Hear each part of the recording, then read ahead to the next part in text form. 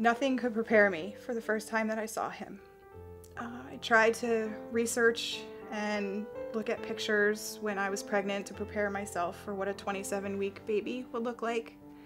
But it didn't come close to preparing me. I walked in and I was paralyzed.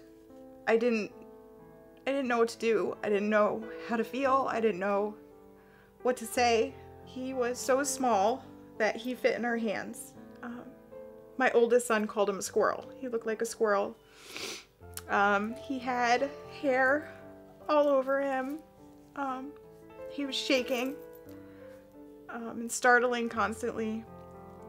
And he had little sunglasses on. And his little head fit in these little sunglasses to protect his eyes from the lights for his jaundice. And I'm just grateful that my husband was there.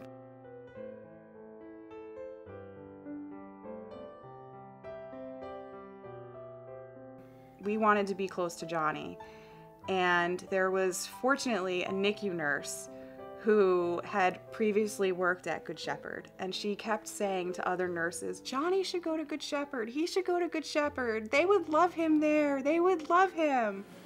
So when Johnny came to us, he was very fragile. His lungs required some oxygen. He was working harder than what we would expect for a baby. He needed some support with a tube to maintain his nutrition. He was requiring a number of medications to control his medical needs, and he was barely doing anything for a baby his age. I got to Good Shepherd with Johnny.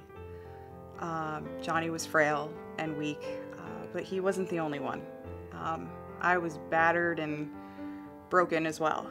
And when we got there, his therapist identified it, saw it right away, and they spent hours with me. Not just with Johnny, they spent hours talking to me. His therapist would stay after work and talk to me and explain to me that, you know, these are the things that we're going to go through and this is what's going to happen and this is Johnny. And it wasn't until I got to Good Shepherd that I learned to love Johnny for everything he is and everything he isn't. Can't ever thank them enough for what they did for, my son and my wife. They helped them both beyond belief, not just, in a medical sense with Johnny, but like a personal growth sense with my wife, and I'm be eternally grateful to them for what they did for her. One of the reasons we were able to be so successful with Johnny is our integrated team approach, which includes all of our nurses, our therapists, the respiratory staff, the dietitians, and the doctors, and we all work very closely together to figure out what's the best way to handle him, to approach him, in order to honor his medical needs, but to also help him succeed and thrive and reach our rehabilitation goals.